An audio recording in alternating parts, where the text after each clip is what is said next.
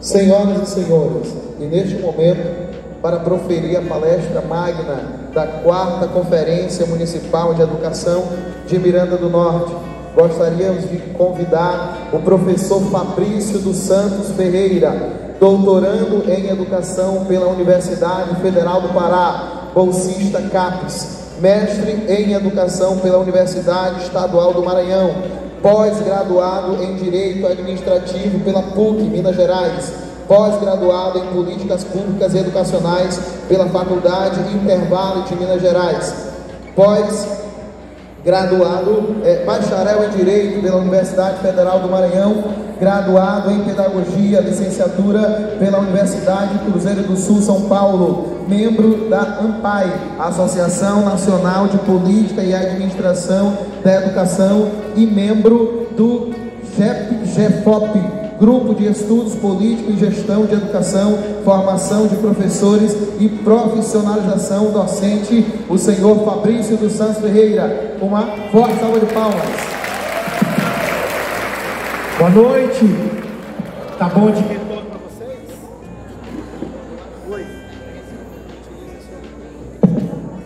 Oi, pronto, foi. Boa noite, gente, tudo bem?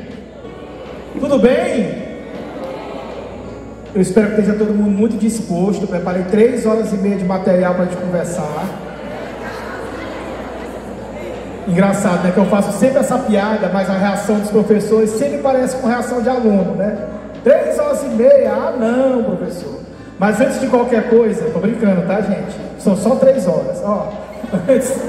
Antes de qualquer coisa, quero saudar e cumprimentar a prefeita Angélica Bonfim e todos os demais membros do Poder Executivo Municipal que estão aqui, os secretários, os membros do administrativo. Quero saudar a presidente do Conselho Municipal de Educação de Miranda do Norte, os membros representantes do Poder Legislativo Municipal, a secretária municipal de Educação, e quero cumprimentar todos os meus colegas professores, membros do administrativo, sociedade civil organizada que está aqui presente. Não sei se tem algum estudante aqui também presente, mas quero começar dizendo que provavelmente este será o momento, esses 2 dias, eles serão os 2 dias mais plurais e mais democráticos em que nós vamos discutir política pública em Miranda do Norte no ano de 2022. Quero falar do quanto eu estou lisonjeado com o convite para retornar, sempre sou muito bem tratado, e quero dar um testemunho a vocês. Eu que viajo bastante, tenho aprendido muito, em muitos municípios do interior do Maranhão, fora do Maranhão, eu posso assegurar a vocês 2 coisas. Uma delas, vocês sabem tanto ou melhor que eu, nós vivemos tempos muito difíceis, e não são tempos muito difíceis só para a educação, são tempos muito difíceis para o ser humano. Então a gente precisa repensar uma série de coisas do modelo de sociedade que a gente está construindo, ou que a gente quer construir, ou que a gente tem fomentado.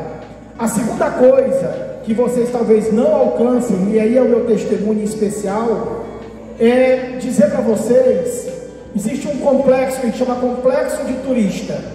O que é o complexo de turista? Todas as vezes que alguém sai da sua cidade, da sua casa, e vai até outro lugar fazer um passeio, a gente sempre tem uma tendência em romantizar esse lugar e achar que ele é muito melhor do que o lugar onde a gente mora.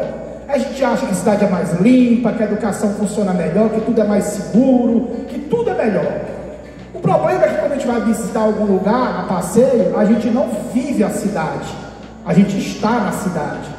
E normalmente, na condição de turista, a gente só está ali se divertindo. A gente vai comer bem, a gente vai no ponto turístico, tira foto, a gente bate um papo alegre com o vendedor de lembrancinha, e ele provavelmente vai ser muito simpático com você, porque ele está querendo vender a lembrancinha dele. Então a gente vai para qualquer lugar, esse lugar é melhor do que o lugar de onde eu vim. Até que você seja obrigado, por alguma razão do destino, a viver naquele lugar. E aí você começa a conhecer esse lugar por dentro. Vocês vivem em Miranda do Norte. Então, é difícil para vocês avaliarem com exatidão o que tem sido feito em Miranda do Norte em relação à educação. E aí, quando eu tenho as minhas experiências de ir em outros lugares e que comparo com a experiência que eu já tenho pela segunda oportunidade que eu estou aqui, e eu acompanho vários perfis de rede social de municípios, eu acompanho não só Miranda do Norte, mas acompanho vários outros, não só por conta do meu trabalho de pesquisa em educação, mas como educador, eu acho que todos nós temos que saber o que está acontecendo na educação. Posso assegurar a vocês todos, isso passa pela administração municipal, isso passa pela secretaria, isso passa pela equipe pedagógica administrativa, sim, mas isso passa por todo mundo que faz a educação no município de Miranda do Norte. Eu posso assegurar a vocês que eu tenho visto um empenho, uma preocupação, um cuidado do município de vocês em fazer cada vez melhor a educação, que é diferente de muitos lugares que eu tenho visto. Então, quero dar meus parabéns, de verdade. E a sua fala, prefeita, me chama muita atenção quando você diz: eu como gestora, mas sobretudo como cidadã, estou aqui para fazer o que estiver ao meu alcance para melhorar a educação da minha cidade, do meu município. E isso tem tudo a ver com o que nós vamos trabalhar hoje e o dia de amanhã, porque há tantas palavras, como disse a nossa vereadora, fortes no tema, mas tem uma palavra que eu acho que mais do que a gente pensar e refletir, é uma palavra que nos obriga a trabalhar, que é a palavra compromisso. E o termo compromisso, ele vem do latim compromettere, que significa com é junto, é estar junto, e pretere é dever, é obrigação, é fazer. Então o sujeito que está comprometido é o sujeito que comunitariamente, entre comuns, ele se obriga a fazer o que tem que ser feito. Então, são tempos difíceis e quero dizer a vocês, nós poderíamos passar semanas discutindo sobre esse tema, porque ele é gigante. Então eu não tenho nenhuma pretensão aqui de esgotar nada, de longe disso, né? Meu objetivo aqui é só suscitar algumas reflexões do que é a pretensão do CONAI com esse tema, que é belíssimo e que é super necessário, e que a gente possa, e que eu possa deixar para vocês no final algumas reflexões de como eu penso que vocês precisam e devem proceder amanhã nas discussões nos grupos de trabalho e na hora de votar. Então a nossa responsabilidade ela é gigantesca. Eu me sinto muito à vontade porque eu pesquiso políticas públicas, né? Mais especificamente políticas públicas forjadas pelo INEP e a Escola Digna, que é a política pública central hoje do Estado do Maranhão. Então me sinto confortável. Então o tema é inclusão, equidade, qualidade e compromisso com o futuro da educação brasileira. Bem, eu brinquei que ia ficar 3 horas e meia, e claro que eu não preparei nada para 3 horas e meia, nem para 3 horas, fiquem tranquilos, senão daqui a pouco começa a me tacar pedra, né? Eu tenho que tomar esse cuidado. Então, eu vou tentar ser o mais produtivo e objetivo possível. Algumas coisas eu já estou sabendo que serão retomadas amanhã nos grupos de trabalho, já tive esse cuidado de conversar com o Renato. Então, essas coisas eu não vou me aprofundar tanto quanto eu faria, para a gente não estender demais o horário, perfeito? Então, o que são essas conferências, gente, basicamente, né?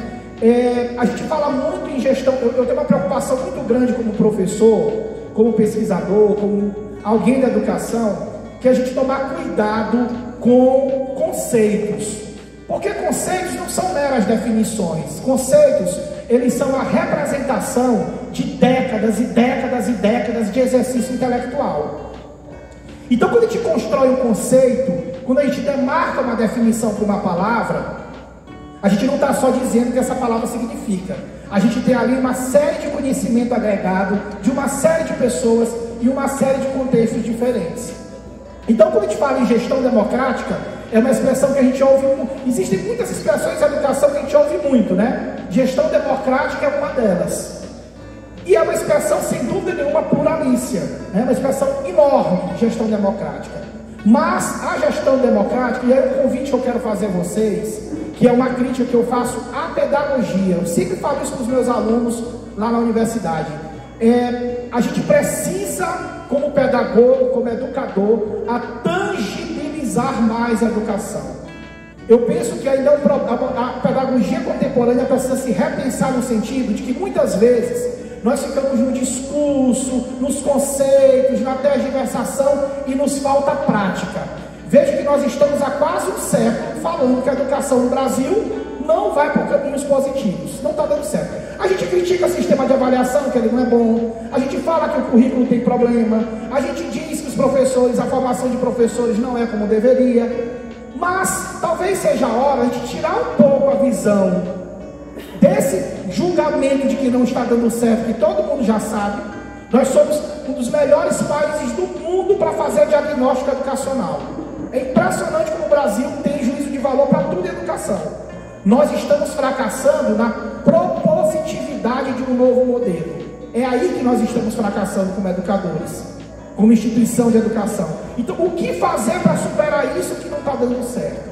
Então, as conferências, elas não são apenas democráticas, elas são inclusivas, à medida que elas permitirão que todos vocês usem a voz, se façam, coloquem as ideias de vocês, porque eu vou dizer uma coisa: ninguém entende mais da sala de aula que o professor. Eu sou professor, eu sou pedagogo, mas eu vou dizer a vocês, em sala de aula, o professor ele é autoridade, porque a educação, muito mais que ser, é fazer ser, é como se constrói o processo. É por isso que a gente sabe que uma aula no sexto ano nunca vai ser igual a outro sexto ano, que não vai ser igual a outro sexto ano, embora seja às vezes o mesmo currículo, o mesmo conteúdo, a mesma série. É completamente diferente, porque nós somos diferentes. Então, o que são essas conferências? Essas conferências, elas foram articuladas por nossa legislação para assegurar esse caráter democrático. Até aí tudo bem, todo mundo conhece. Mas qual é o convite que eu quero fazer a vocês? Não encarem essa conferência como nenhum encontro como esse. E eu observava com alguma tristeza que na hora que a nossa colega fazia a leitura do regimento, isso que eu digo que professor é igual aluno muitas vezes, às vezes pior. Às vezes eu sou professor, mas eu reconheço. Tinham colegas conversando. Aquele documento não é só ler o regimento, não é só uma burocracia. Ler o regimento é tomar conhecimento de como a comissão organizadora e o município de Miranda, a partir dos documentos nacionais, está pensando a organização desta conferência, que será um instrumento que vai apontar para onde a educação de Miranda do Norte, do estado do Maranhão e do Brasil quer caminhar. Então, não é só uma burocracia, que coisa chata está lendo. Não, eu faço parte disso. E aí, senhores, isso é como reunião de condomínio. Se você não participa, você está delegando a outro a escolha que poderia ter sido sua. Então, a partir do momento que eu não acompanho, para eu dar a minha opinião sobre aquilo que está sendo votado, que eu não tomo conhecimento daquilo, eu estou franqueando o meu direito de voz para outro que eu nem sei se vai ter a responsabilidade que eu acho que deveria ter. Então, é essa razão, vou voltar para a palavra-chave: compromisso. Compromisso em todos os níveis. Então, essas conferências, elas são espaços democráticos de discussão, de debate, de votação, para três coisas. Primeiro, a avaliação das políticas de educação. Nós vamos avaliar o último quadriênio, vamos avaliar o último Plano Nacional de Educação. Então, a gente vai avaliar as metas, as estratégias do Plano Municipal de Educação e, por extensão, estadual e nacional. Além de avaliação, acompanhamento. Toda política, para ser efetiva, precisa de acompanhamento de todos os segmentos sociais. Não se faz, não se executa a política, por isso que existe uma diferença conceitual entre implantação de política e implementação de política, são coisas diferentes. Implantar uma política é uma coisa, implementar uma política é outra coisa. E a implementação passa por execução, monitoramento, como nós estamos acompanhando a execução dessas políticas. Elas estão sendo executadas a contento? Pode ser melhorada alguma coisa? Isso, gente, tem que ser permanente. A conferência é um momento pontual, simbólico, representativo dentro da sistemática do quadriênio para se fazer isso, mas isso é permanente, tá? E, gente, eu não estou tirando isso da minha cabeça não, isso está tudo no documento oficial, tá? Isso está tudo na legislação. E além de ter seu caráter avaliativo, seu caráter de acompanhamento, tem o seu caráter propositivo, que é onde para mim tem a maior responsabilidade. Propor como a gente pensa o futuro da educação de Miranda do Norte, para onde a educação de Miranda do Norte quer ir, quais caminhos nós queremos trilhar, que rotas precisam ser corrigidas e quais rotas têm que ser mantidas e quais rotas precisam ser abandonadas, porque é possível que alguma coisa não tenha dado certo, faz parte que não dê certo, tá? Então, essas conferências, elas caminham no sentido de permitir que toda a sociedade, todos os poderes instituídos, os poderes formais e não formais possam se fazer presente, colaborar e participar. Então aqui é mais ou menos uma estrutura básica. Vocês sabem que nós somos uma federação, e a federação ela distribui a competência por seus entes federados. Então existem as chamadas competências privativas originárias. Então o município tem a sua responsabilidade, o estado tem a sua, o Distrito Federal tem a sua, a União tem a sua. Existem as chamadas competências concorrentes, que é quando a responsabilidade legal incide em mais de um ente federativo. É por esta razão que vocês vão observar que tanto as leis quanto a sistemática das conferências, elas são estruturadas sempre de uma lógica do nacional para o municipal, sempre do global para o específico. Só que esse fluxo, gente, ele vem de mão dupla. Ele vem do nacional para o municipal, mas ele retorna do municipal para o nacional, que é para gerar uma ideia de integração de políticas. Um dos maiores equívocos que pode existir na construção de uma política e na execução de uma política é a falta de integração. Quem é gestor escolar, quem sabe o que eu estou falando. Às vezes o que acontece? Um determinado segmento na escola, ele estabelece um projeto pedagógico, né? Um projeto, uma ação, aí às vezes o outro segmento não abraça, então a escola ela fica sem uma espinha dorsal. Às vezes parece que tem duas escolas dentro de uma. Isso é falta de integração do projeto pedagógico da escola. A mesma coisa acontece em relação às políticas de educação. Então, se não existe uma coerência entre os entes federados, de cima para baixo, de baixo para cima, sabe o que a gente vai ter? É a metáfora da embarcação. Várias pessoas dentro da embarcação, só que cada uma rima para um lado diferente. Não vamos sair do lugar, isso se a embarcação não afundar. Então, o Fórum Nacional de Educação, ele forja a Conferência Nacional de Educação de 2022, que a temática é essa mesma que estamos trabalhando. Os fóruns estaduais, as conferências estaduais. E aí a sugestão que eu ia falar, que eu senti falta no documento, é porque o documento do Maranhão, do Estado do Maranhão, nós tivemos uma ruptura de um segmento, promoveu uma ruptura por conta da composição do Fórum Nacional anterior.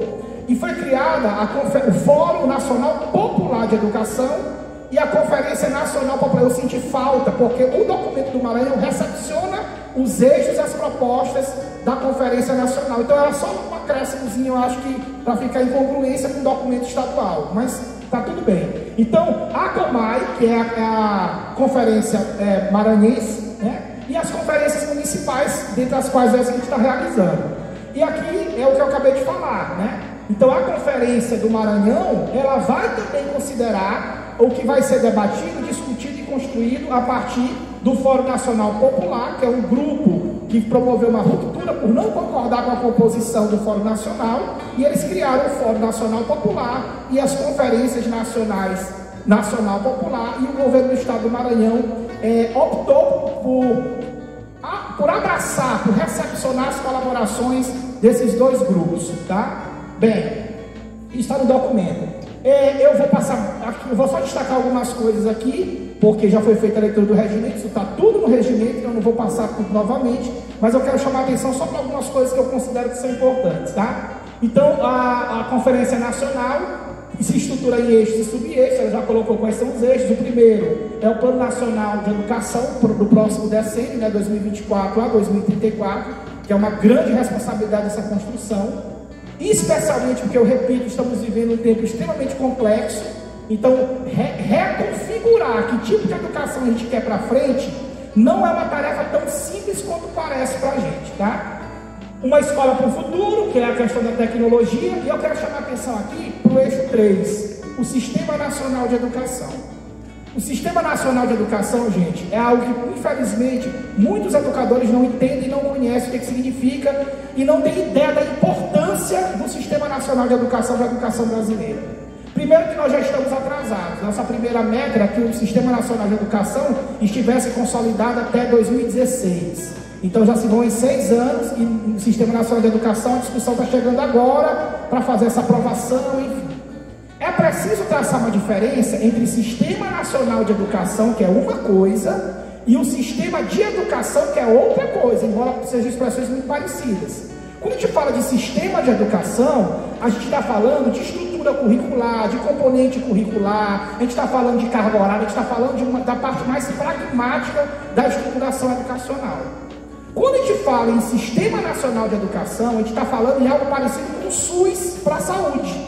A gente está falando na criação de um sistema que vai definir papéis, competência entre os entes federados, para gerar movimentos de articulação entre essas unidades federadas, para que elas possam se aproximar, otimizar a aplicação de recursos, de estratégias para buscar a melhoria da educação. Então, será que na região que se encontra Miranda do Norte, a realidade educacional dos municípios próximos não tem congruências nas dificuldades em relação a Miranda? Será que a organização de uma parceria entre esses entes que possuem características ou dificuldades parecidas, isso não otimiza recurso, não melhora o intercâmbio que existe entre os profissionais dessas redes? Então, criar um Sistema Nacional de Educação é primeiro, definir papéis. Infelizmente, hoje no Brasil, é uma bola quente, cada um joga, não, isso aqui não é minha responsabilidade, aí o município joga para o Estado joga. Eu tenho uma crítica, inclusive, prefeita, muito grande, com certeza você deve saber disso com muita clareza. Eu sofri isso na pele quando fui secretário de Finanças em São Luís. A maior parte, a nossa cesta de tributos, ela é um absurdo no Brasil, porque se cobra muito tributo, todo mundo aqui sabe disso, muito. A taxa de retorno é baixa, infelizmente. Para vocês terem uma ideia, nosso sistema tributário ele é similar ao da Noruega. A gente cobra uma taxa tributária, nossos tributos eles se assemelham à Noruega. A diferença é que a taxa de retorno na Noruega é enorme em serviços públicos de qualidade, né? Transporte público, segurança pública, educação. E no Brasil, nossa taxa de retorno é baixa. Mas qual é o problema maior ainda? É que a maior parte desses recursos arrecadados, eles ficam com a União.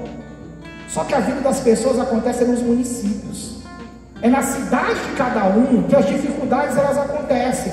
Então a nossa distribuição de recursos hoje, ela tem sérios problemas. E há um problema ainda maior quando se fala em recursos para a educação. Sabe por quê? Porque hoje a distribuição das verbas para a educação, elas são pensadas, distribuídas em função dos melhores resultados. Agora veja, como é que eu distribuo mais recursos para quem está melhor, se quem está pior é que está precisando de recursos para sair daquela situação?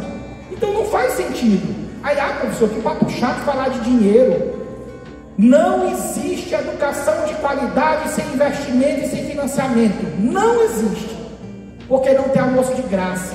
Essa conferência não está sendo de graça. Nada é de graça. Tudo tem um custo. Tudo tem que ter um investimento. Então a gente precisa também tomar conhecimento de como o dinheiro é distribuído, que às vezes a gente cobra, está faltando isso, mas falta para a gente a clareza de como o recurso é escalonado. Então, gente, o Sistema Nacional de Educação, ele volta agora para discussão, né? Ele já está tramitando de maneira mais bem acentuada, ele está pré-aprovado, e nós estamos na esperança de que ele entre em prática, e que ele possa conseguir promover essa integração, esse olhar, primeiro, essa definição de competências mais específicas, e que ele possa proporcionar uma aproximação entre os entes federados, para que eles adotem estratégias que sejam capazes de fazer a educação respeitar as peculiaridades de cada lugar e avançar com mais fidelidade. Eu vou avançar aqui, esses são os eixos da CONAP, que é aquele grupo dissidente que eu falei para vocês, né? A Conferência Nacional Popular. Então são esses 6 eixos, né? Então vocês podem até observar pelos eixos da CONAP, que eles têm um teor mais reivindicatório em alguns momentos, né? Então é uma visão democrática mais reivindicatória que a visão técnica da CONAI. Bem, e aí o desafio que está adiante é o Plano Nacional de Educação do próximo decênio, 2024-2034, que é quando a gente vai dizer assim, o que é que nós queremos para a educação brasileira? E gente, é uma responsabilidade gigantesca, porque as ambições, elas são enormes, e sonhar não faz mal para ninguém, né? Acho que tem que sonhar alto mesmo, só que quanto maior o sonho, maior a responsabilidade. E aí o convite primeiro que eu quero fazer para vocês, voltando à palavra compromisso, vocês não vão amanhã cumprir apenas uma formalidade, um trabalho, bateu o ponto, agora essa expressão bateu o ponto, eu acho horrorosa, mas tudo bem. Bateu o ponto de vocês cumprir com a obrigação de vocês. O que vocês vão fazer amanhã nos grupos de trabalho, os debates que vocês vão promover, os votos que vocês vão proferir, as discussões que vão ser travadas amanhã, elas são fundamentais para as políticas que vão ser construídas, repensadas, remodeladas ou mantidas em Miranda do Norte. E, gente, o que são políticas de educação? São bússolas. Bússolas. Esses documentos que às vezes a gente acha uma chatice, a gente não quer nem tomar conhecimento, eles apontam um caminho para onde a educação vai seguir. E aí eu volto para a reunião de condomínio. Muitas vezes a gente quer o resultado, mas não quer participar do processo. A gente quer a melhoria, mas a gente não quer transpirar para que essa melhoria chegue. E não vai chegar a melhoria se todos nós não dermos as mãos. Cada poder, executivo, legislativo, conselho de educação, professores, administrativos, todos nós dentro dessa engrenagem temos um papel. E quanto mais sério a gente levar esse papel e a gente executar, melhor. E aí o convite que eu faço para amanhã é que vocês lembrem durante o dia inteiro do tamanho da responsabilidade quando vocês forem proferir cada decisão, trazer cada sugestão, e falem, senhores, participem, exercitem o poder que está sendo dado a vocês. Está sendo dado a vocês protagonismo para participar e construir. Esse é o objetivo. Então não se iniciem.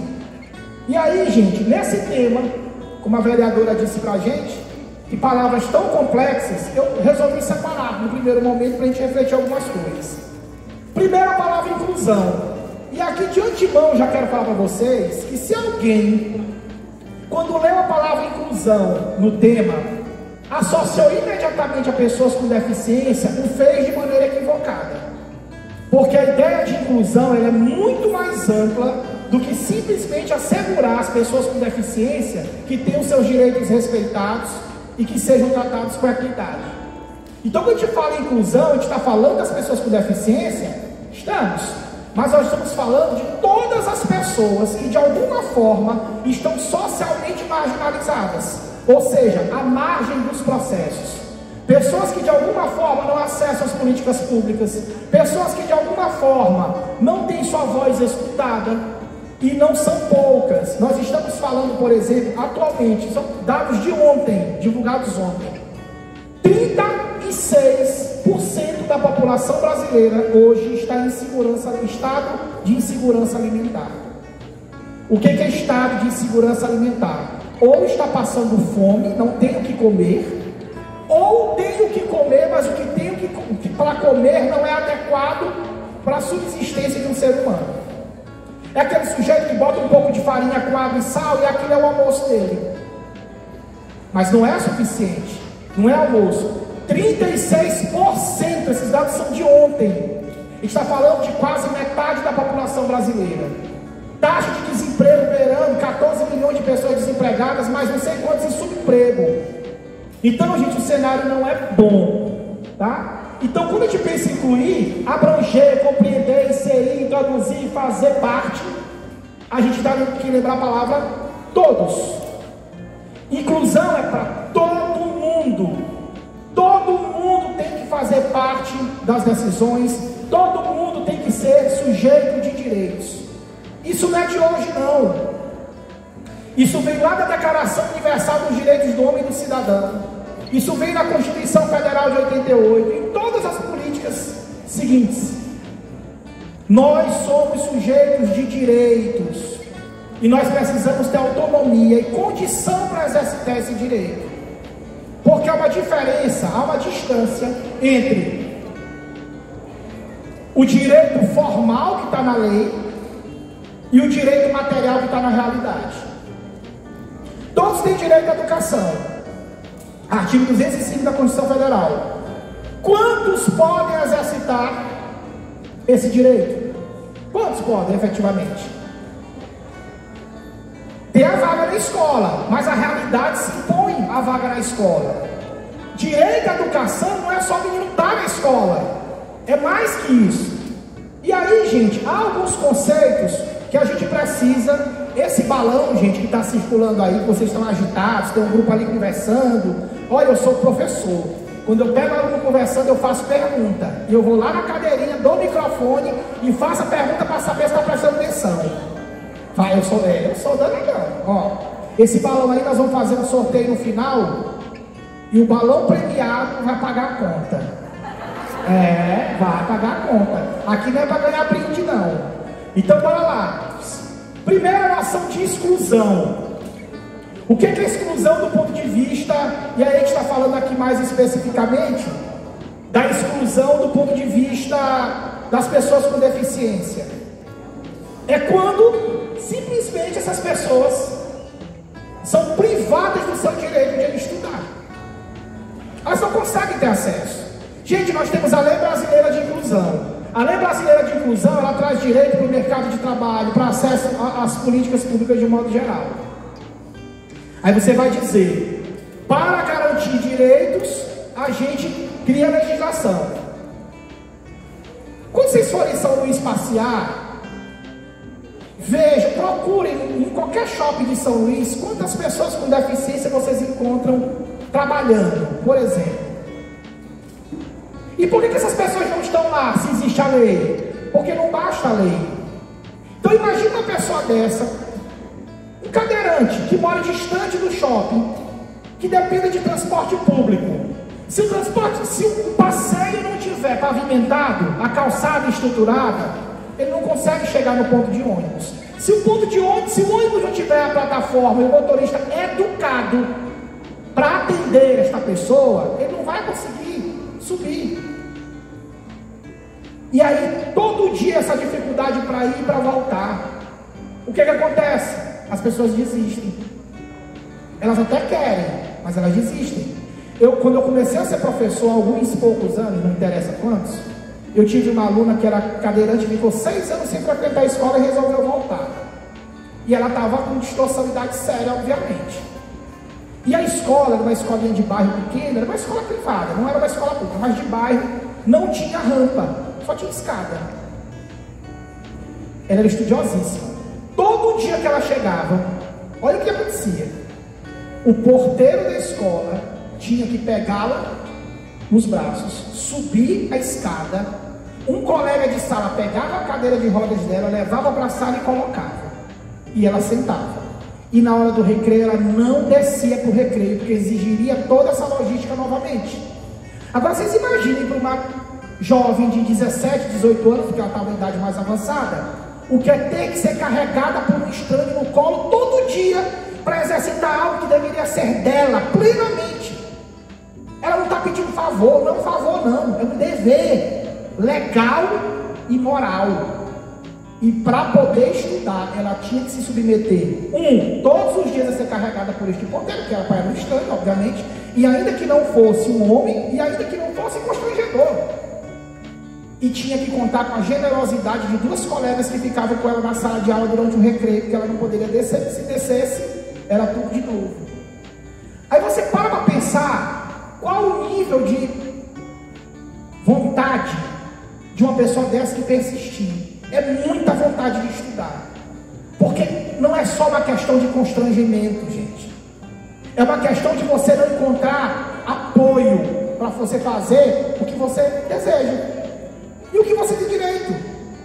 E ó, muito tempo se passou desde então. Tem pelo menos Doquinho, tudo bem, Doquinho? Não tem problema, Doquinho é super bem-vindo. Até porque falar de inclusão inclui os animais, o meio ambiente.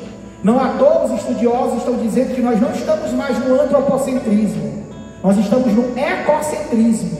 É por isso que muitas legislações têm mudado e hoje se pode inclusive disputar a guarda de animal. Casal separa, vão disputar a guarda de animal, vão disputar a guarda de uma criança. Porque a era do ecocentrismo, os animais, eles estão na 4ª geração de direitos humanos. Mudou a legislação, muda porque o mundo muda. Ou vocês não conhecem ninguém que tem um animalzinho que trata igualzinho gente? Eu conheço. Eu digo para uma amiga minha que os cachorrinhos dela comem melhor do que eu. Roupinha de novinha o tempo todo, é bacana. Então exclusão é simplesmente você não oportunizar a pessoa o direito de tentar. todo mundo tem com clareza o que é exclusão. Isso para mim fica muito claro que todo mundo enxerga. Segregação. Quero deixar uma coisa clara. A segregação começa a ser um problema maior, porque muita gente não enxerga. No que diz respeito à segregação, existe uma polêmica muito grande hoje entre os estudiosos de educação inclusiva. E se é uma polêmica, eu vou apenas exprimir o meu ponto de vista, o que não significa dizer, obviamente, que esteja correto, eu não sou dono da verdade.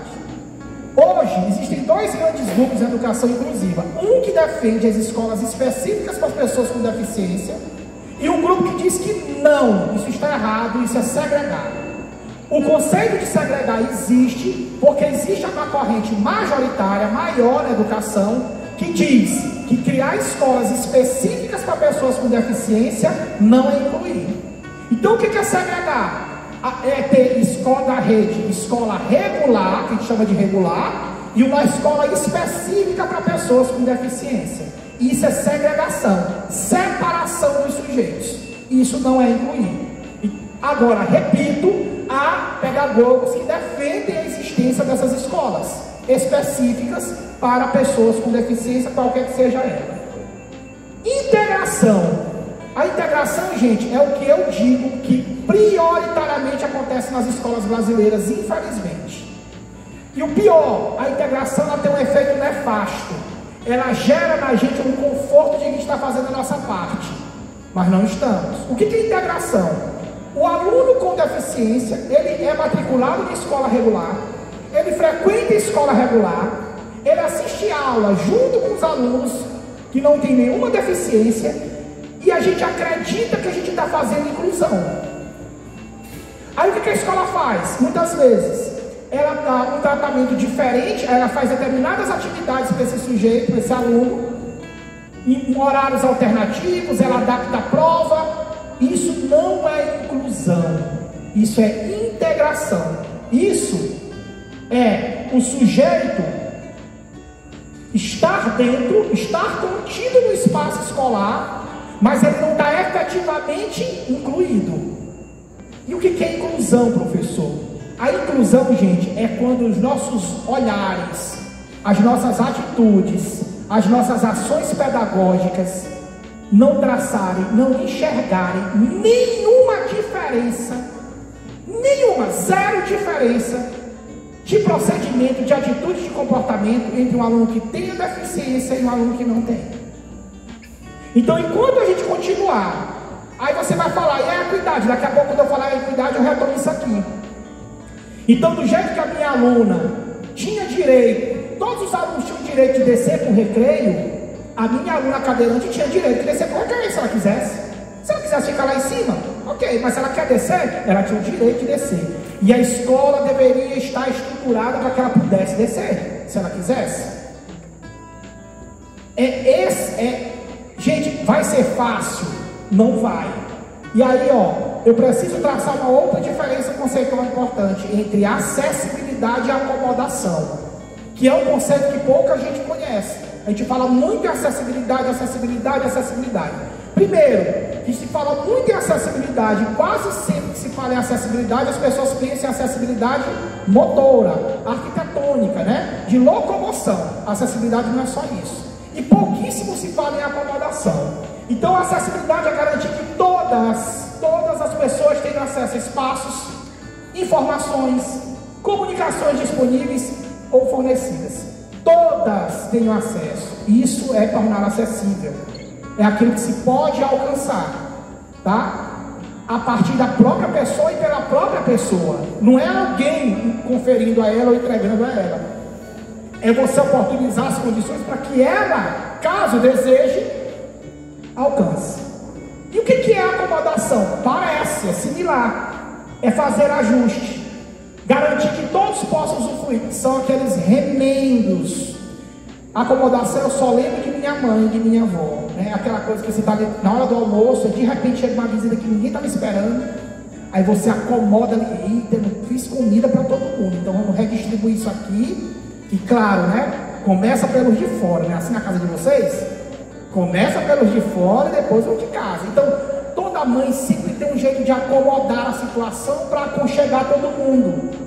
Só que, gente, na escola, Na inclusão, a acomodação não é uma ideia bem-vinda, porque ela é paliativa, ela é um remendo. Agora, conseguir incluir é uma tarefa fácil? Quais são os tipos de acessibilidade? A arquitetônica, essa é precária. Gente, 99% de Tóquio é adaptada para pessoas com deficiência. Tóquio, 99% da cidade de Tóquio é adaptada para as pessoas com deficiência. As pessoas com deficiência em Tóquio têm absoluta autonomia sobre suas vontades. Gente, a gente não consegue ter no Brasil 5 metros de calçada nivelada.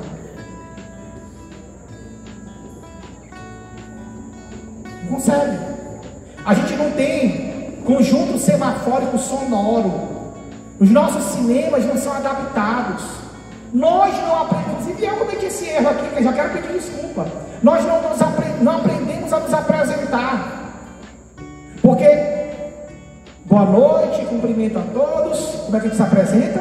De maneira inclusiva. Sou um homem branco, de 1,80 m de altura, cabelos e olhos castanhos. Estou trajando um calçado da cor caramelo, uma calça jeans e uma camisa azul escura.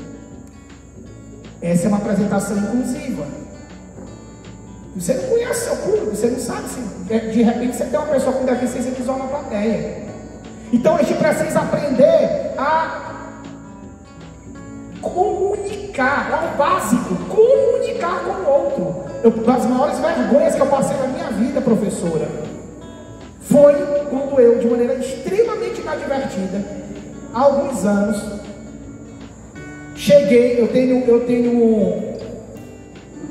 2 primos com autismo na minha família. Então minha família é muito envolvida com a educação inclusiva. Uma tia minha já foi presidente de uma associação de inclusão em São Luís. E uma grande amiga da família tem uma pessoa que é cadeirante. Só que ele tem dificuldade de comunicação, né? Ele não tem mobilidade. Eu cheguei, inadvertidamente, como a gente é preconceituoso, não se dá conta. Cumprimentei, oi, boa noite. Quando eu terminei de cumprimentar a última, a mãe dele, que é amiga da família, virou para mim e disse assim, ela me fez passar vergonha, foi a melhor coisa que ela fez. Por que você não falou com meu filho? Por que você não cumprimentou meu filho? Ele não vai te responder, mas ele é um ser humano e ele está aqui junto conosco, e do mesmo jeito que você cumprimentou todo mundo, você tem que cumprimentar ele. E gente, veja, eu nunca tinha parado para pensar na minha ignorância, do quanto eu estava sendo ignorante. Eu disse, ela tem toda a razão, ela está coberta de razão, mas eu precisei aprender com quem sabia mais do que eu, para eu fazer o correto. Então a gente permanentemente precisa querer aprender para fazer. A acessibilidade comunicacional, acabei de falar. A gente não consegue. Gente, ó, existem muitos mecanismos de comunicação. A gente não conversa só pela fala. Vocês sabem por que não existe a expressão surdo-mudo? Vocês sabem por que não existe essa expressão surdo-mudo? Ela está incorreta. Porque muita gente, por exemplo, pensa que uma pessoa que não fala, ela não tem um sistema de comunicação. Ela tem. Claro que ela tem. Ela só não é o sistema de comunicação que outras pessoas utilizam. Não à toa, muita gente não sabe disso. A gente cresce acreditando que a língua oficial do Brasil é a língua portuguesa. É errado. A língua portuguesa é uma das línguas oficiais, não é a língua oficial. Nós temos o Ubuntu, que é uma língua de origem indígena, inclusive outras línguas de origem indígena são recepcionadas pela lei, e nós temos Libras, a linguagem brasileira de sinais, que é absolutamente legítima, tanto quanto a língua portuguesa. E se a gente não sabe Libras, o analfabeto somos nós. Nós é que somos os analfabetos. Temos que aprender Libras como aprendemos português. A acessibilidade metodológica, então, isso é outro problema muito sério, porque infelizmente na prática pedagógica, gente, isso é um problema que começa lá na formação na universidade. Eu não sei, Renato, mas na minha formação como pedagogo, a gente discute educação inclusiva muito no teórico e muito pouco, Renato. E a gente chega em sala de aula sem saber. A gente não sabe mesmo como proceder. Até aí eu acho que está tudo bem você não saber como proceder. O problema é você não fazer nada para aprender. Você não ir atrás. E uma coisa ou outra me preocupa muito, que eu tenho visto muito na educação. Uma máquina de fazer diagnóstico sem ter competência para fazer diagnóstico. O que tem de professor que aquela ali só pode ser informativo. Aquele menino tem alguma coisa que tem. Gente, pelo amor de Deus, se você não estudou, se você não tem... Primeiro que escola não é espaço para fazer diagnóstico de ninguém. Não é? Mesmo o psicólogo escolar, ele não deve, dentro do espaço escolar, fazer nenhum tipo de diagnóstico prévio. Isso é para um profissional externo à escola, em parceria com o psicólogo escolar. Imagina o professor. Mas sabe por quê? Nós passamos a vida inteira escutando. Ah, o professor tem que ser um pouco pai, um pouco psicólogo, um pouco assistente social. Gente, se o professor conseguir ser bom professor, já está fazendo muito. Porque dar aula é difícil pra caramba. Ser bom professor é muito difícil. Eu não me atrevo a abrir minha boca para dizer que eu sou um bom professor, porque eu acho que é um processo que talvez eu morra e não consiga. A nossa vaidade às vezes nos guia, é bom sim, é bom sim. Mas tornar-se bom, não à toa Paulo Freire fala educação como processo. Ninguém está pronto nunca. E ninguém educa ninguém. Você só cria as condições para o sujeito se educar. E se isso é verdade, e eu sou freiriano, o processo não está nunca acabado. Ele é contínuo. Então, senhores, nada de querer ser psicólogo. Agora, o que a gente tem que ter como professor? Primeiro estudar. Você tem que saber o que é descalculia, tem que saber minimamente. Eu peguei um aluno com 16 anos de idade, de língua portuguesa, de redação, versão portuguesa, de educação básica, e ele escrevia e engolia as letras. Ele me chamou a atenção aquilo, chamei o aluno, disse: meu filho, leia bem aqui o que está escrito. E quando ele lia certinho, como se a letra estivesse lá e não estava. Eu disse, na hora, tem disgrafia, está na cara. Eu não disse nada, fiquei na minha. Eu disse: olha, eu quero conversar com tua mãe. Pedi para chamar a mãe de mim. Disse: olha, eu gostaria que você levasse um profissional, porque sou professor de português, e eu estou desconfiado que seu filho possa ter disgrafia.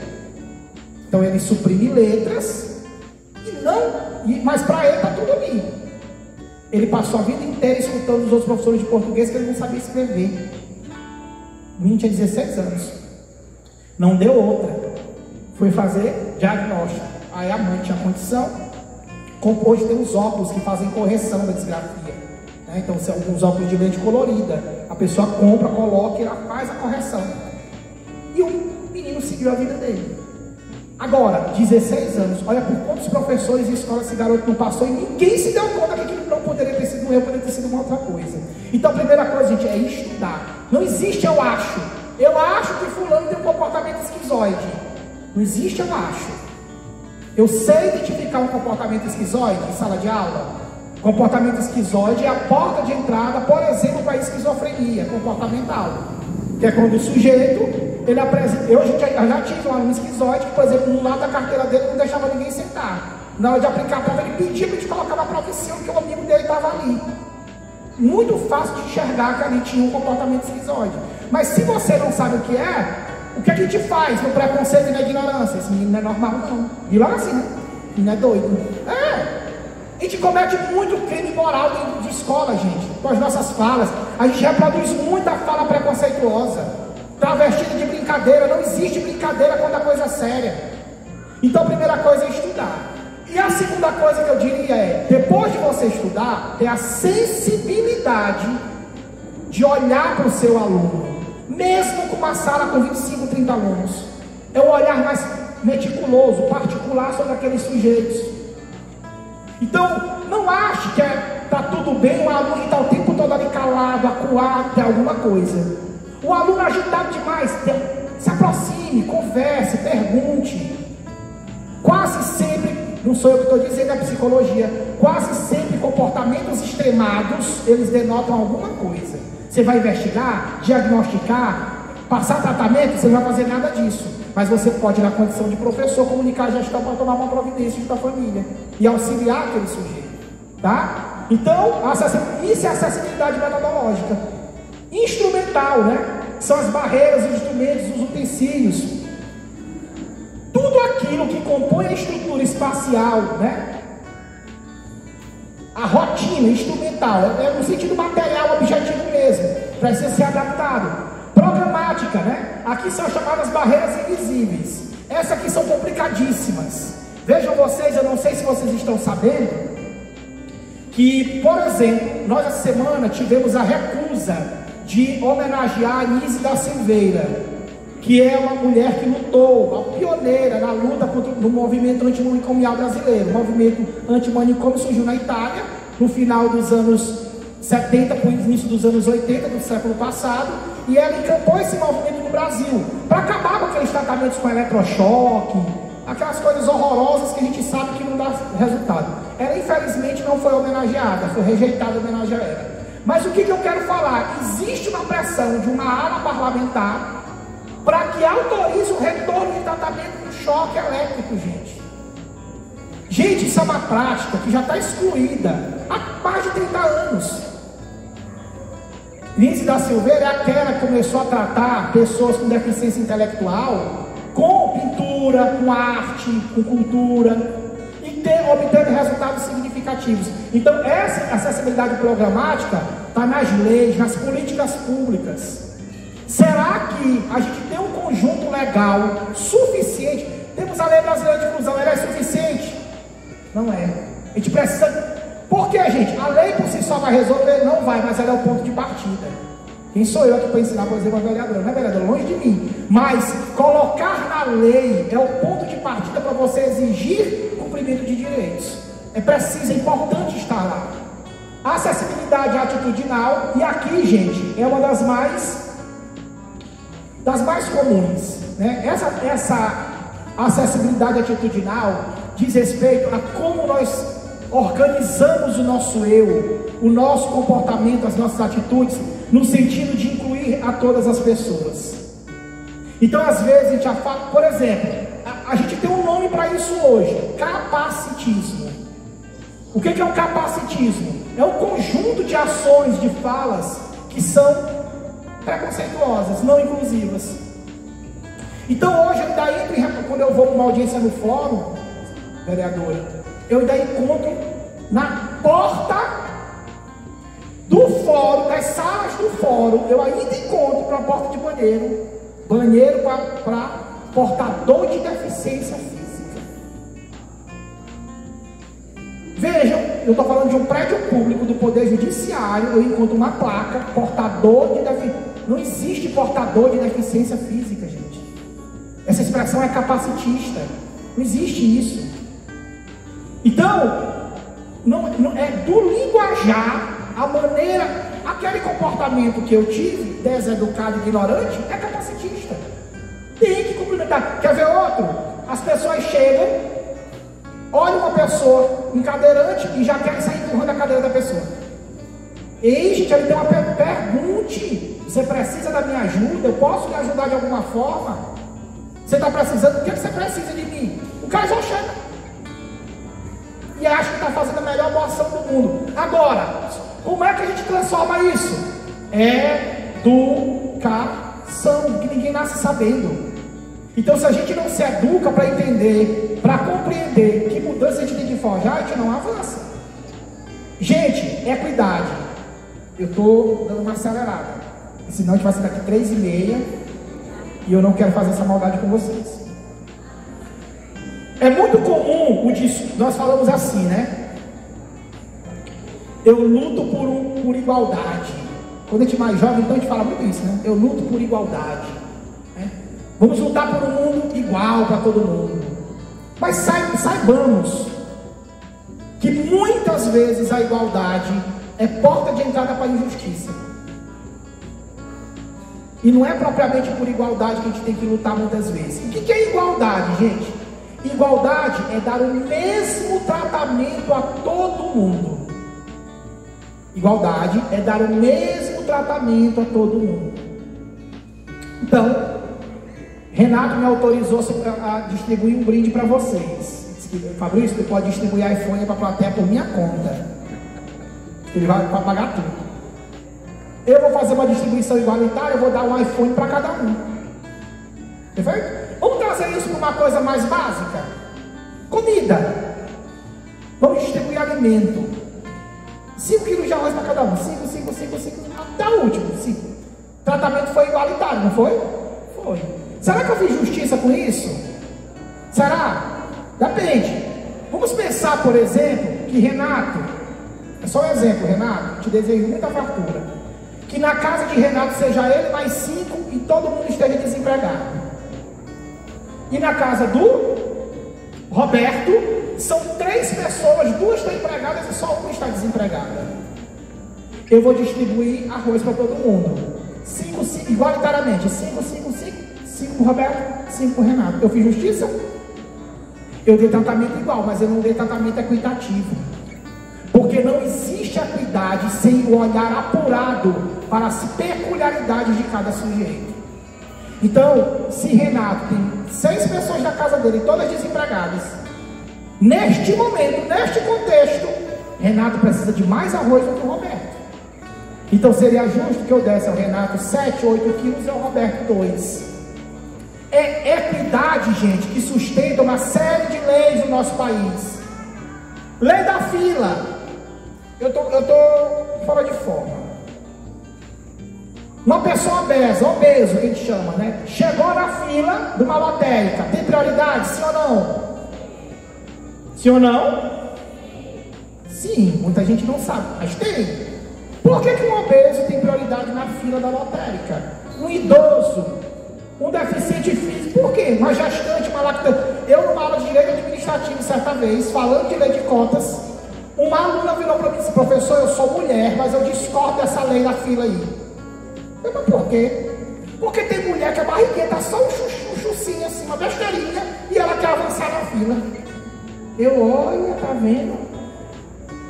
E aí fica se aproveitando. Diferente da mulher do barrigão. Aí eu virei para ela, muito educadamente, e disse: olha, eu nunca pari, não pretendo parir e acho que não parirei, embora pareça que eu esteja prenhe. Que embora te fale grávido, o correto é prene, né? Prene, o correto é prene. Grávida é feliz. Então, embora pareça, não estou. Mas, do pouco que eu sei do universo feminino, independentemente do estágio da gravidez, em todos eles a mulher pode apresentar algum desconforto. Inclusive sei que dos primeiros 3 meses de gestação a gente tem o maior risco de perda do bebê. Não é isso, mulheres? Não é? Uns enjoos severos, né, nessa fase. É. Lá na meiuca, os pés inchados, não tem essa história? É. Então, essa mulher que está só com a pontinha da, como ela diz lá, o chucinho, né, que ela está se aproveitando, ela provavelmente está na fase dos enjoos severos e com risco de perder, a depender da gravidez. Ela não tem a mesma disposição física para enfrentar uma filha grande que tem um jovem que nem eu, né? Não tem, óbvio que não. Essa gente não me achar nem minha mãe. Então, vou fazer propaganda. O idoso é a mesma coisa. Então, quando a lei diz assim: idoso, autista, deficiente físico, obeso, gestantes e lactantes têm direito a avançar na fila, a lei não está dando um privilégio. Ela está corrigindo uma desigualdade que existe na resistência física desse grupo em relação à maioria. Ela está equiparando, ajustando, nivelando para equilibrar. É isso que ela está fazendo. Porque considera que existe uma diferença entre esses grupos.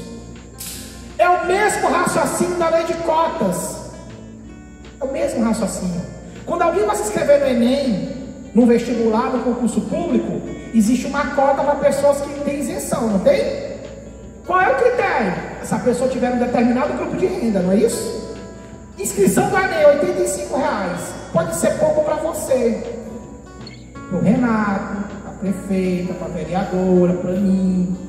Mas para alguém que ganha Bolsa Família de 120 e tantos reais, que às vezes sustenta uma família inteira, vai ter que fazer mágica da mágica da mágica, R$85 é inviável. E se o aluno não se inscreve no Enem, não faz prova. Você não faz prova, ele não vai para a universidade.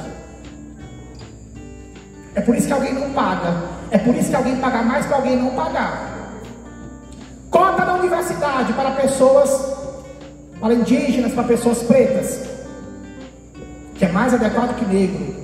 Tá, gente? Não a gente saiba disso. Ninguém acha que eu estou falando bobagem. Ah, mas isso é racismo reverso. Meu Deus do céu, não fale um negócio desse perto de gente que você vai passar vergonha.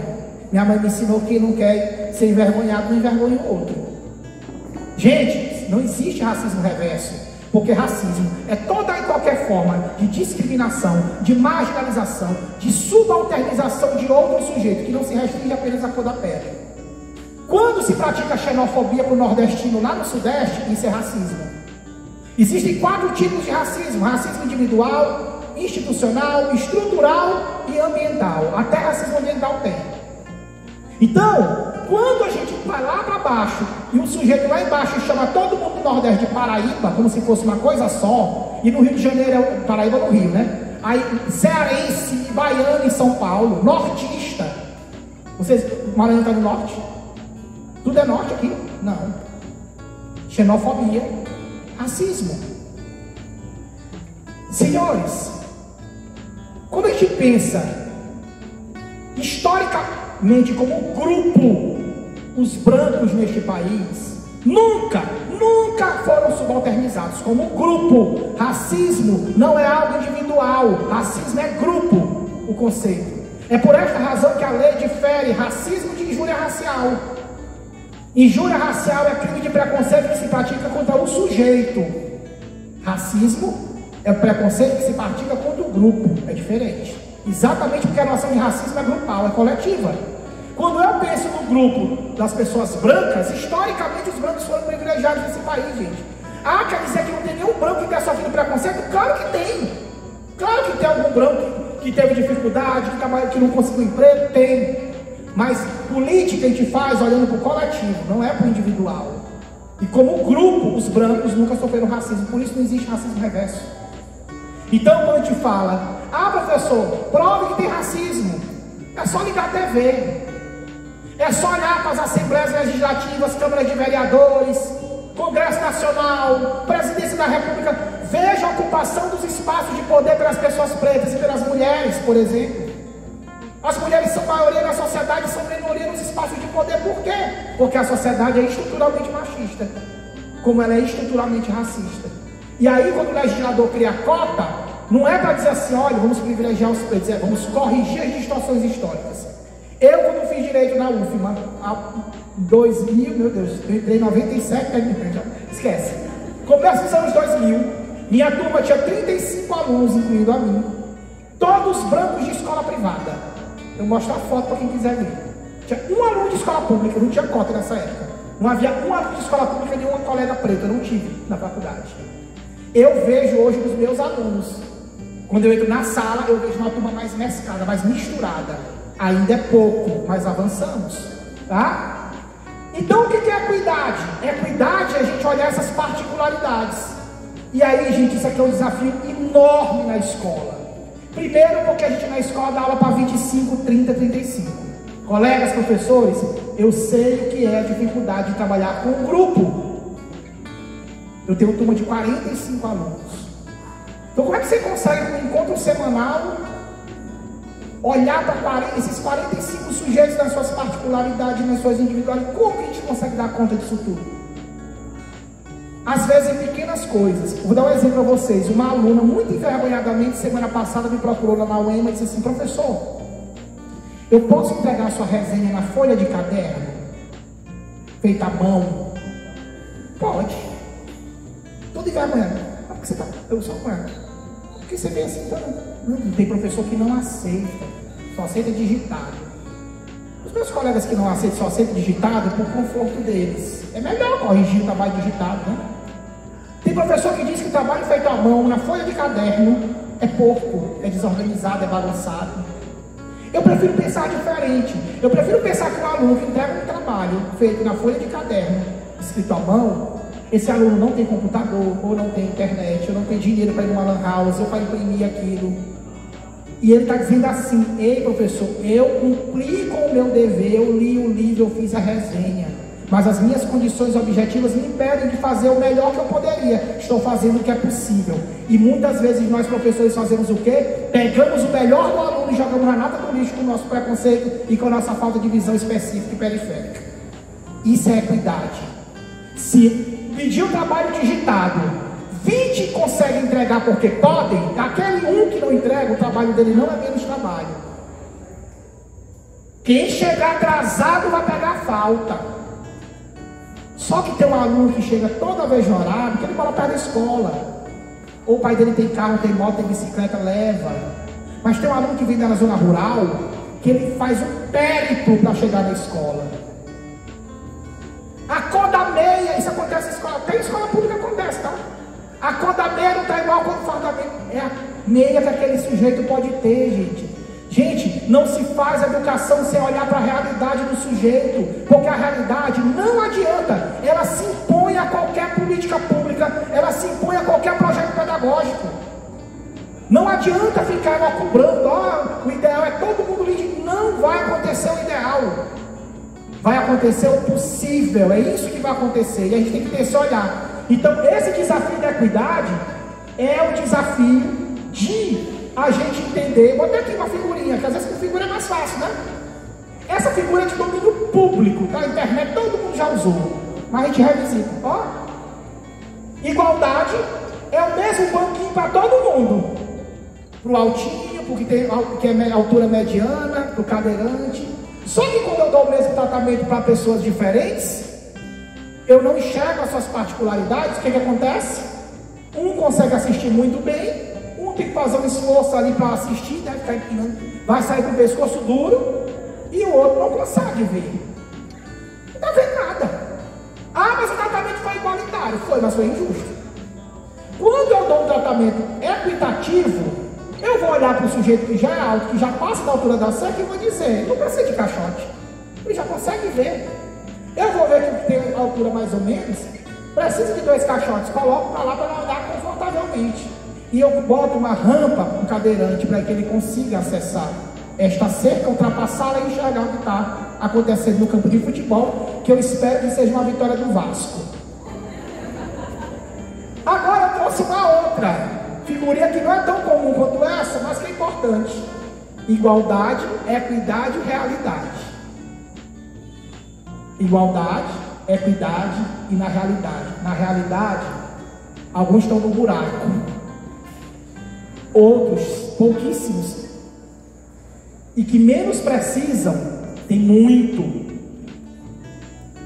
e tem uns ali na meiuca que conseguem alguma coisa. É por isso que eu digo, onde eu vou, o Enem é uma prova injusta. A natureza, sabe por que o Enem é injusto?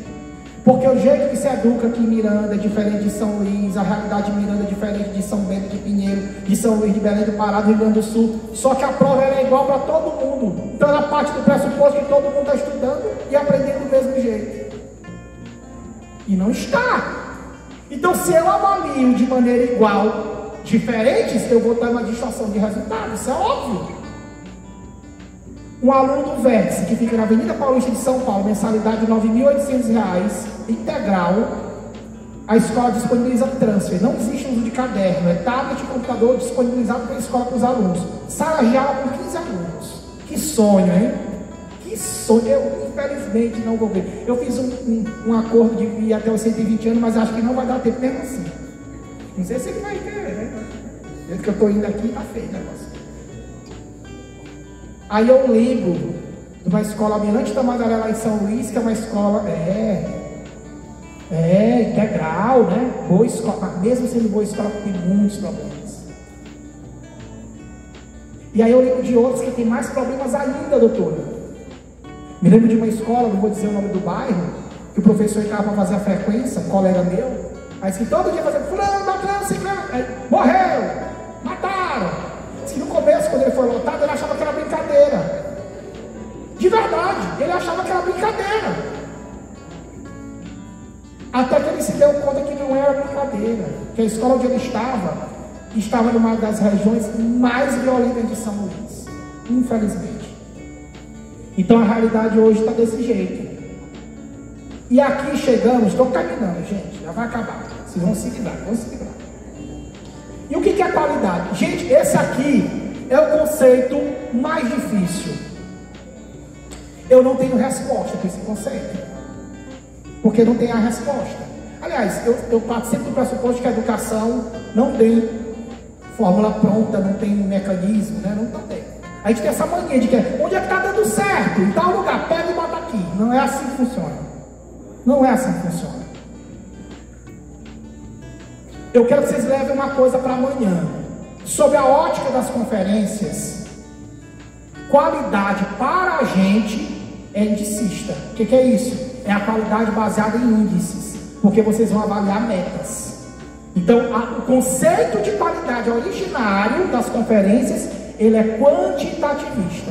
A meta é X, você é binário, você atingiu ou você não atingiu. Ponto.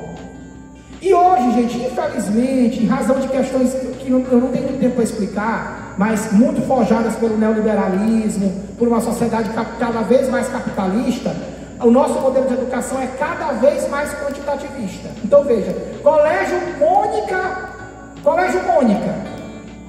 primeiro lugar no Enem. Colégio Cebolinha, sexto lugar no Enem. Quem é melhor? Colégio Mônica. É melhor quem ficou em primeiro lugar, não é? Sobre a lógica dos números. Mas a lógica dos números ela é falha.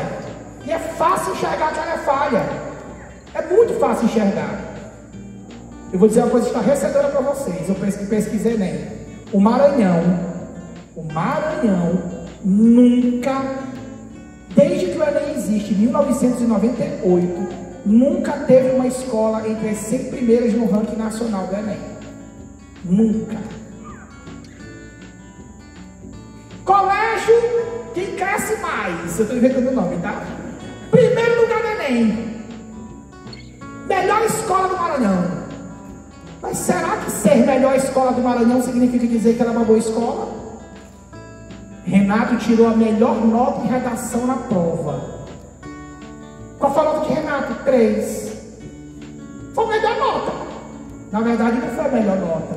Foi a menos ruim entre as ruins. Então toda análise era parte de comparação. João tirou 7, Benedito tirou 7 na prova. Quem foi melhor? Aí vocês vão dizer, foram iguais. 7 e 7. Mas a construção do 7 de um não foi igual à construção do 7 de outro. Às vezes aquele veio de 2 para 7, o outro veio de 10 para 7.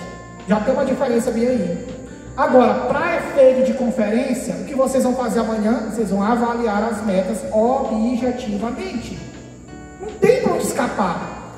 Tá? Cumpriu e não cumpriu. Agora, o segundo momento é que a gente pode botar a manguinha de fora. Discutir uma outra qualidade educacional. Que é, bem, cumprimos a meta. E aí eu vou fazer um convite. O que tiver sido cumprido, não descansem. Não descansem. Ah, cumpriu, ok. Não. O que é que pode ser? Cumprimos a meta, ok. O que é que pode ser melhorado ainda mais? Porque quem descansa corre o risco de depois retroceder. O que a gente fez aqui que deu muito certo? O que a gente fez aqui que deu errado? O que a gente fez aqui que pode melhorar? Essa é a segunda parte, quando a gente vai discutir uma educação sob a lógica de uma qualidade que não é uma qualidade meramente indicista, baseada em índice, em nota, em ranqueamento, mas uma qualidade pautada numa gestão democrática, numa escola inclusiva, participação coletiva, que valorize os colegiados, que valorize a formação de professores e assim por diante. Alguns marcos legais, eu vou passar mais rápido para a gente caminhar para o fim. O artigo 205 da Constituição, que todo educador tem que ler toda semana. A educação, o direito de todos, o dever do Estado e da família será promovida e incentivada para a colaboração da sociedade, visando ao pleno desenvolvimento da pessoa. Pleno desenvolvimento da pessoa. Seu preparo para exercer a cidadania e sua qualificação para o trabalho. Qual é o problema maior? É que nós deturpamos o artigo 205 da Constituição.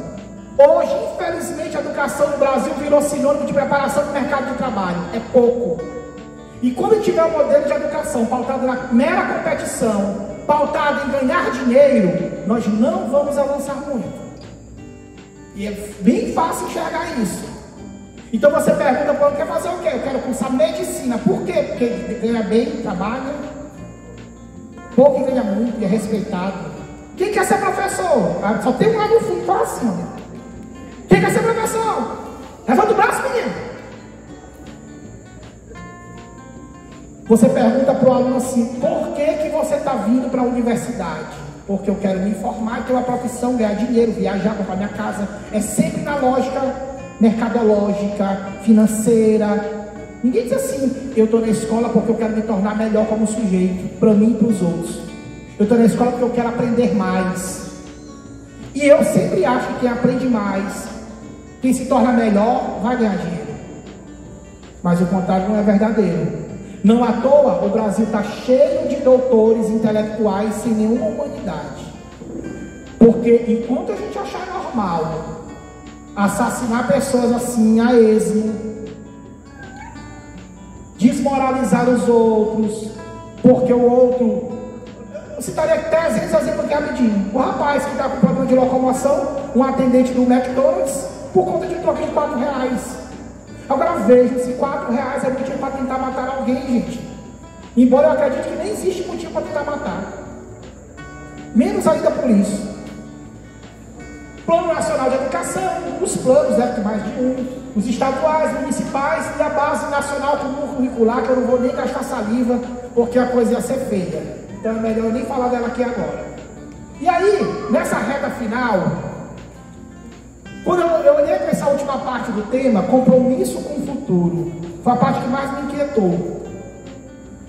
O que é que eu posso deixar de contribuição nos meus, além das reflexões que eu sempre acho quando eu entro em sala de aula, ou aqui num bate-papo com os meus colegas, que vocês são meus colegas, isso aqui não é uma palestra, é uma conversa, é mais para provocá-los. Eu acho que a função, muita gente fala em professor mediador, para mim o papel do professor contemporâneo é dar inquietação. O professor tem que ser um provocador.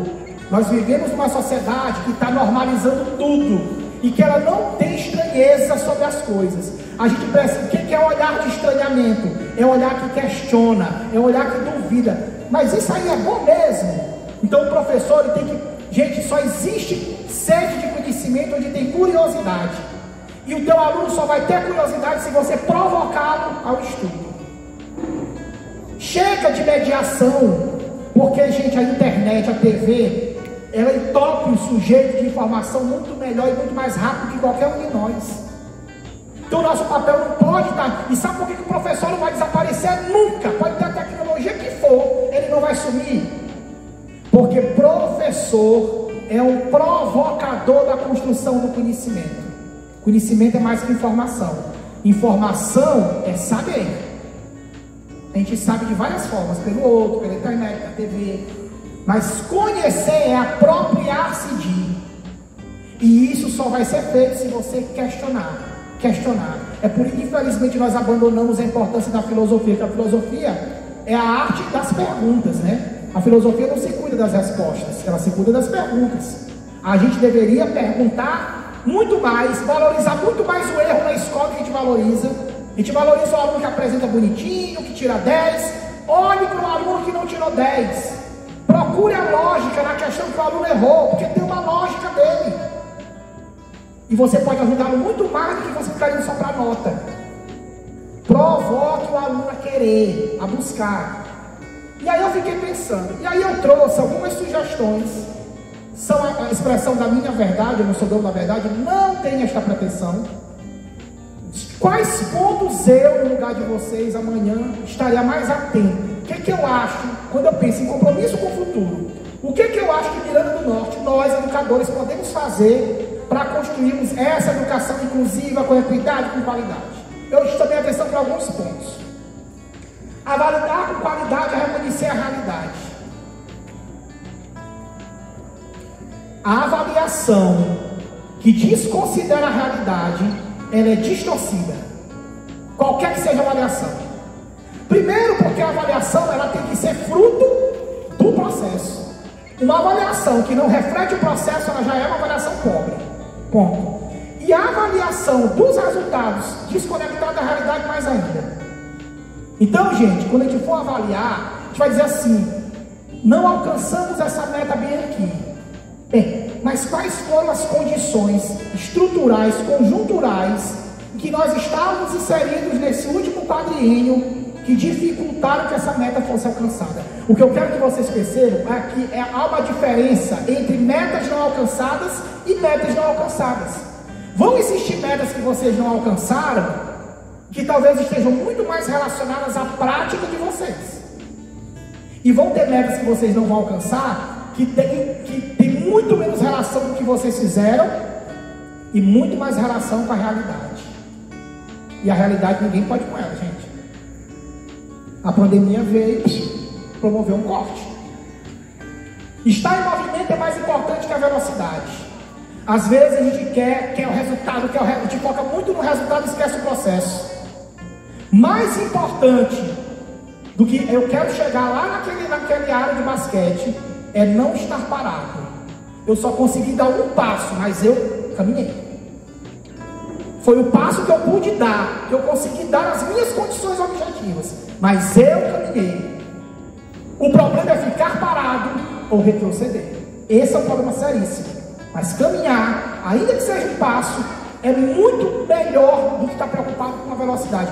Porque geralmente a velocidade, gente, ela não tem consistência. Quero que eu dê um exemplo: a economia do Brasil. Há 10, 12 anos, a economia do Brasil chegou a ser a sexta do mundo. Pobre começou a acessar bens de consumo, né? Viajar de avião, financiar sua casa, seu carro. Nós vivemos a falsa realidade de país desenvolvido. Mas o nosso crescimento econômico não teve constância. Ele foi veloz, mas não foi consistente. A primeira crise econômica nos colocou onde nós estamos hoje. De volta à nossa realidade, infelizmente. É fato. A mesma coisa para os processos pedagógicos. O trabalho em conjunto é fundamental, mas ele só será eficaz se houver comprometimento de todos. E aí, gente, não é uma fala para o coletivo. Porque isso não depende da secretária, da equipe da secretária, da comissão. Isso depende da consciência e do compromisso de cada um. Todos os educadores que estão aqui juraram pela educação. Presumo eu, todos que estão aqui. Tá? Todos nós fazemos o juramento. Lá na Câmara de Vereadores, lá o juramento. Lá, vereadora, a prefeita faz o juramento. Todos nós juramos por alguma coisa. Então, cada um de nós precisa assumir primeiro esse compromisso individual para a construção do compromisso coletivo. Porque enquanto tiver 15 remando a favor e 2, 3 boicotando, o avanço vai ser mais devagar. Não existe soluções prontas à educação, existe comprometimento em trabalho. Gente, eu acredito em trabalho, não acredito em fórmula mágica. Ah, vamos pegar aqui, olha o que a Finlândia fez, coloque em Miranda. Miranda não é a Finlândia, graças a Deus, que é muito frio lá, né? A Finlândia é maravilhosa. Eu fui à Finlândia, a convite fui eu, um grupo de 6 educadores. Tive a oportunidade de conhecer. À época eles eram a melhor educação do mundo. Ficaram por muito tempo, hoje é Singapura. Mas a Finlândia é o melhor lugar do mundo para a Finlândia, para a realidade da Finlândia. Ponto. Miranda é outra coisa, São Luís é outra coisa, Brasil é outra coisa. Educação requer conhecimento e conhecimento exige capacitação permanente. Professor que não lê toda semana, que não estuda toda semana, que não faz curso o tempo todo, parou no tempo. Não existe sujeito que trabalhe com a educação sem que esteja estudando. Matéria-prima de um educador é conhecimento. E se você não estuda, o aluno te atropela.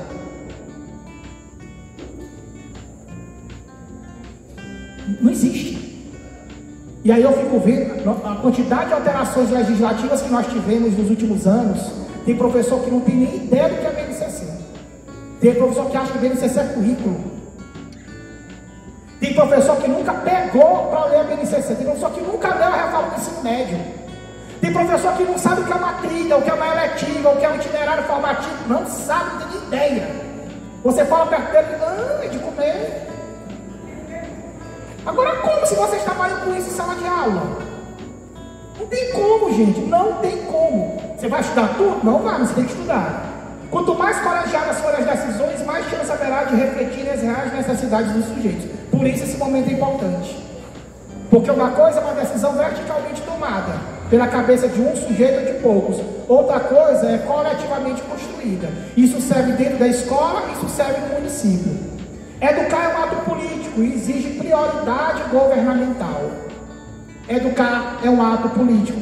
Por isso eu gostei, a prefeita adivinhou que eu tinha colocado esse slide, não foi combinado. Quando ela diz, eu como gestora e eu como cidadã, o que estiver ao meu alcance farei para garantir a educação de Miranda. Parabéns, gestor. Parabéns. Porque eu vou dizer mais forte essas palavras, de verdade. Crítica quando tiver de ser crítica, e aplausos quando os aplausos forem justos e merecidos, que a meu ver é o caso. E vou dizer mais, os tempos são dificílimos, mas eu não enxergo nenhuma saída que não passe pela educação. Não haverá saída que não seja pela educação, não haverá, não haverá. É preciso que haja, isso aqui é uma outra coisa séria, e aí eu fico feliz que eu vim aqui, tem 2 meses, 3 meses, permanência da equipe, gente. Quando você tem uma equipe, você constitui um grupo de trabalho, de pessoas comprometidas e envolvidas, você mantém essa equipe, você constrói o que a gente chama de memória funcional. A estrutura da secretaria, ela passa a ter um conceito, uma linguagem de trabalho, porque o que acontece muitas vezes, você monta uma equipe, quando a equipe começa a conhecer o campo de batalha, muda. Aí até que a outra equipe se aprume do que está acontecendo, acabou a gestão. Então, continuidade política é um desafio enorme e é uma necessidade para se a gente quiser resultado. Educação de qualidade requer investimento financeiro, cogestão e aplicação de recursos. É ter o dinheiro, saber o que fazer com o dinheiro e aplicar de maneira adequada. Não é só ter dinheiro. Vou dizer mais, o Brasil tem o maior plano de livro didático do planeta. Gasta um monte de dinheiro. Mas a pergunta é, será que estamos otimizando o uso desses recursos pedagógicos? Como poderia? Interrogação. É necessário comprometer as famílias e toda a sociedade. Gente, um verdadeiro pacto da educação. Permanentemente. É fácil? Não é fácil. Eu sempre digo, se você acha que a educação é fácil, troque. É muito difícil. Troque para uma profissão fácil. Vai embalar cerveja, que é só o rótulo, o tampo, né? Educação é difícil, vai continuar sendo difícil todo dia. Cada recurso deve estar alocado ao dia que for melhor desempenhar o papel, os atalhos têm vida curta. Eu encerro aqui com uma frase, um pensamento meu. Vamos já usar o balão para a gente encerrar. E eu digo assim, sobre, quando eu pensei, eu imaginei, o que é que eu vou dizer? Eu vou sintetizar tudo em pensamento, eu diria o seguinte. Antes de discutirmos o futuro da educação brasileira, precisamos corrigir os erros do passado e os fracassos do presente. O futuro é uma mera expectativa se não estiver alicerçado em um hoje, que assegura a educação como prioridade e a qualidade como requisito. Saberemos que o futuro chegou quando, ao bater em nossas portas, a ideia de que a educação é inclusiva, equitativa e de qualidade for algo tão óbvio, que nos causa espanto imaginar que um dia a nossa realidade não tenha sido esta. Então o futuro baterá a nossa porta. Nós saberemos quando o futuro chegou, no dia que essas 3 palavrinhas aqui, inclusão, equidade e qualidade, forem tão normais para a gente, tão óbvias, que a gente vai ter vergonha de lembrar que um dia o Brasil não foi assim, que a educação da gente não foi assim. Eu acredito nesse futuro, eu conclamo vocês a construir esse futuro junto, agradeço e parabenizo mais uma vez,